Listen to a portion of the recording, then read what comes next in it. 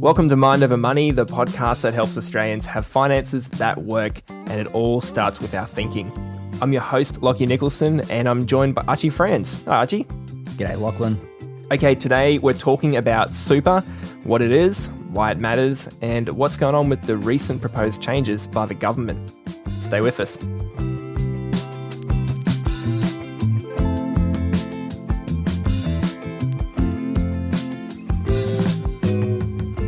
Archie, there's a lot of discussion happening around super lately, so it's a good time for us to be talking about it again. Later, we'll discuss the government's proposed changes to super and how they may or may not affect you. But before we get to that, I think it's a good time just to remind ourselves, what is super and why is it important for everyday Australians? Yeah, this is good, Lachlan. We've got to overcome, help our mind to overcome all the negative stuff that comes through the media. So when we're looking at super, the basics of it is that it's a low tax environment to save for our future income needs. Because let's face it, we're all going to get older and we're not going to be able to work for the rest of our life. And so we're going to need some way of having income for our future needs as we get older. And it's such a great system. It is a low tax environment. When we look at taxation in super, it might only make up anywhere between 0.5% and 1% of our earnings. And if we're earning 8-9% in our super, it's only just a very small part of what's going on there. But, if we were trying to do that same thing outside of superannuation, we'd be getting taxed at somewhere between 35 and 40 cents in the dollar. And, that's half of your earnings gone. Yeah. So this is why super is so great. And because we do it over a long period of time, like our whole working life, if we look at an example, if we're earning $75,000 a year, as an example, we're going to earn $3 million over our lifetime, and we get wage rises, but then we've got inflation. So if we take out the inflation and the wage rises and just look at what the actual money is, we're going to earn $3 million over our lifetime. We're going to have $300,000 go into superannuation over that time. Because, we get paid 10% on top of our earnings that goes into super. Yep. And so over a 40-year period, that's going to end up meaning that we've got a balance of about $2 million in super when we get to the end of 40 years. And we've only put $300,000 of our own money in. Wow. So it's a great system. And we're looking at, an average of an 8% return. If you get a 10% return over that period of time, you'll end up with $3.3 million in super. So with no effort. That's the great part about it. And that money is going to be invested for another 50 years and providing us with an income of at least $100,000 a year and growing over time because, you've got to account for inflation over time. And so it's going to provide you with more than what you're going to earn from working for 40 years. Yeah. So with a little bit of effort, our super can generate more income in our later years than in our former, I guess. Yeah. Yep. In our later years, it's tax-free, which means, that money goes back into the economy. We're not relying on the government. We get to choose how we live and where we live. And, it's great for everyone.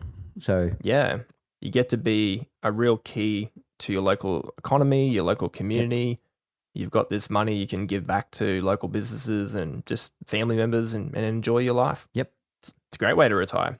Yeah. So the Australian super system, it's about 30 years old now as of last year. And despite our very small population size, we're actually the 5th largest superannuation savings system in the whole world with something like $3.4 trillion in assets, which is huge just for 30 years. And a lot of that's come in the last 15 years. So if you've had your money in what's called a growth option, a growth type of fund, you might have seen your super grow by around 120% over the last 15 years. So we've got a lot to celebrate in our super system. And it's really carried us forward, carried the wealth of our nation and its citizens forward. But in the last 2 years, we have seen some headwinds and we've seen some erosions in balances with the pandemic withdrawals and now with the war in Ukraine and interest rates rising. So these have had an impact on the last 1 to 3 year returns. I say all that because some Australians are worried about their super, Archie, but should they be? Are we forgetting the bigger picture here of all the success and of the system as a whole that we built on? Yeah. Our brains are wired to pick up negative things. So, and it triggers off that fight or flight mode in us. And so we can hear stuff that's positive and our brains ignore it. But when we hear stuff that's negative, it does trigger a conscious reaction in us where we're looking at, okay, what's going on here? Do I need to do something? Do I need to run away or do I need to attack something? The classic here would be let's all attack the government because they're talking about changing the super system. So we're going to get the people who get really angry and want to fight the government, and we're going to get the people who are really scared and want to take their money out of super. And neither of those options are any good because with our super system, we have so many options to control what's happening in our super. Yeah. And that's the great part about the Australian super system is that it's a system that we get to control. And too many people think by the negative news and the negative media that they don't have any control, which is not true. We have control over how our super's invested. We have control over the tax that we pay in the super. We have control over, how much money we put in super. And it is locked away. It's designed to be locked away so we don't touch it because we want the multiplication effect. It's the multiplication effect that makes super work, makes savings work. So we don't want to touch it until we need to. And so, we want to stop this fight-flight mode in our brain and our thinking. And the best way to do that is to know that everything's okay and to know that we have control and that we have some really good professionals working in this industry who can help us. Yeah. And I guess if you have wealth in Australia, you're going to want to have professionals to help you manage it. Yeah. The more wealth we have, the more we need good people around us that can really help us to manage that wealth and help grow that wealth so that we don't have all these fight-flight mode things happening all the time. Yeah, it's worth remembering that the system is strong. We know that, but it's also flexible. I think we do forget that. Yeah. So, for some people, whether we have a big balance or a small balance, we can control and manage how much we put in, the way we get taxed. For some people, that might be using certain funds or a certain platform to have their tax calculated individually and not as a group. For others with higher balances, it might be working with an accountant to set up a self-managed super fund. For example, if you own commercial property. Now, that one's not for most people, but there's lots of different ways we can manage our super, and it is very flexible. So it's good. Yeah. What about, this is a side question, the Queensland government has changed its super rules, I believe, for government employees, removing some mandatory rules around extra contributions. What's going on there? Yeah, I love this one because I read the letter and thought, wow, how do you make something so simple so complex? so that no one can understand it. Mate, the government can't communicate to save themselves. What do we expect here? So let's put it into its basics. So if you've been a government employee over the last period of time, then you were required to make compulsory contributions on top of what the government put in. And so if you didn't make those compulsory contributions, then you would only get paid the normal 10% superannuation contribution. But if you made the extra contributions, which were compulsory, you could get 12.75% contribution from the government. So you could have had 17, 18% of your pay packet going into superannuation. Nice. So, yeah. And especially when you're young, like if you're young working for the government, you had fantastic contributions going into super. So the thing is, they've just changed that rule. You don't have to put the extra in anymore. So that's totally up to you. And my recommendation as a financial planner, to people, especially young people in their 20s, is put extra into super. And because it'll save you from having to put $100,000 a year into super when you turn 50 if you haven't done it. Yep. And everyone that's over 50 that I tell, you need to start chucking huge amounts of money into super so you got some money for retirement. They all hate me because they think, well, what am I going to put all this money into super for? And it's only because for the older generation, we didn't have big super contributions back 30, 40 years ago. Yeah. And so we didn't get that initial growth that other people get. So if you're older, you can choose whether you put your money into super or whether you pay off your house. But always remember that when you put your money into super, it's going to grow, it's going to be there. And if you choose not to put those extra contributions in, there's a good chance you're going to spend it. Yeah, that's a good And if point. you spend it, you end up with nothing. Guaranteed zero return. Yeah. Yeah. That's it. So the simple thing is, you've got choice over your contributions, which everyone else has that choice as well. Think I might be over my troubles. They've been there for so long now. It's over. Suddenly I think of tomorrow. Yeah, since you came around. Yeah. The Australian Labor government has put forth some proposed changes to how super is being taxed, or will be taxed. In short, they proposed a cap on tax concessions. Specifically, the tax rate on earnings will double to 30% for super balances over $3 million. Now, this has caused quite a stir in the media, unless you've been living under a rock the past week. Probably because, like we talked about before, it's got to do with money and fear, and that sells newspapers. Archie, how is our super taxed, and do these proposed changes really affect a lot of us? Hey, Lachlan, I think you must be the only person that still reads the newspaper. I think it's more like TV commercials and the news on TV. Yeah. Or the news on the net. I do enjoy my Saturday paper. I'm a bit old like that. I'm showing my age. Stop it. Okay, look, the first question you got to ask yourself is, have I got more than 3 million in super? For most of us, that's going to be no. So this doesn't even affect us. So that's the good news. And what I said before is good news means we don't have to pay any attention to it. Yeah. So that's the good news. So now you can forget about that part because it doesn't apply to you. I did see the comedian Tom Gleeson come out on TV and say he was the one that had the 430 something million in super, which I thought was quite apt as a joke. Well, someone had to claim it. Yeah, yeah, exactly. Yeah, all the government's really proposing, and which is stuff that they've been working on for a while now, is that they don't want the super system being rorted. So they don't want people that are very wealthy using the super system to pay no tax. Right, yeah. So everything that Treasury does is around looking at the tax system and is it fair? Is it effective?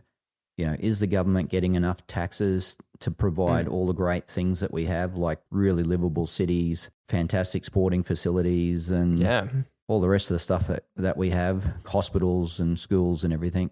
But they've got to figure out, are they getting the tax that they're supposed to be getting, and are they getting it from the people they're supposed to be getting it from? So for ordinary Australians, we're paying our share of tax, no problems. The government's just looking at everyone else that, which is a small percentage of the population, maybe 1%, and looking at whether they're paying their appropriate share of tax, with what they're doing. So on that, tax it's in brackets. So we're paying 15%, right, on our contributions tax. And if we're a low income earner, we actually get that tax back, correct? Yeah. Yep. And again, that's Treasury doing their job of making sure that people are paying the appropriate amount of tax. And so, if we're a low income earner, we shouldn't be paying tax on our super because they need our super to grow. So that therefore they give us the tax back again. And if we're a high income earner, we're paying that 15%, but that's instead of paying 35% if the money went into our bank account, or somewhere around 35% with the personal tax. So really we're saving about 20 something percent, and our money's actually going towards something in the future. Yeah. Not just sitting in our bank account, which will get spent. Yes. So I guess the government's not trying to rip us off here. They're just creating a way for us to generate that lifelong income in a tax effective way. Yeah. They've created a very nice environment for us to save money and pay very little tax on it. So so that the money grows. And so, and again, the super system's really beneficial to our economies because the money's being invested. And, it's being invested through companies, through, property, through infrastructure. So it's actually working for the country as well as working for us because, we're growing our super balance, which is going to provide an income for us down the track. Yeah, it's a bit like last week there was a lot of uproar around CBA's profit, and people were taking a bit of a punt at them, saying, well, they've made all this money, neglecting the fact that most people own shares in CBA through their super. Yep. So they are the beneficiaries of a strong banking system, strong mining, strong financial system, strong property system. We do reap the benefits. Like you said, it builds our nation and we also grow our wealth alongside it. Yeah. And it's well regulated so that it's, that things, the government's got to make sure that the super system's protected. So they are protecting the super system. They're protecting the Australian property system. They're protecting the banking system. They're making sure that everything's working so that as an economy, we do well, which means, everyone does well. But everyone can do well, I should say, because life still happens. Things go wrong for us as individuals. So, we can't guarantee that we're going to have a perfect life. But, the government looks at things broadly and works on making sure that things are working. So I guess when you stand back, you can actually appreciate all of the noise that's happening around this and discussion because of that quote-unquote bureaucracy, we are being slow to make changes and discuss changes, like you said, because we want to protect the system. We don't want to make rash decisions. We want to have protection mechanisms around super, and it just shows that the system is resilient and has those safety measures in place. But what will hold us back is the negativity. It's our decisions. Like we talked about at the start of this episode, we have a lot of control, and really our wealth and our super depends more on us, not the government. Well, look, if we go back to 2008, we had 100 million in super. Today we've got 3,000 million in super. So 3.6 trillion. Wow. Yeah. Yep. Yeah. So we've gone from 100 million to 3,600 million. So it's a massive increase since 2008. You were there as a financial planner during that time. What happened with people who took their money out of super? You would have seen some people do that, right? Yeah. The whole thing about having an income when you need it, so especially for retirement, when we're not working anymore, is that it's got to be invested and growing. It's got to be producing enough return to actually be growing.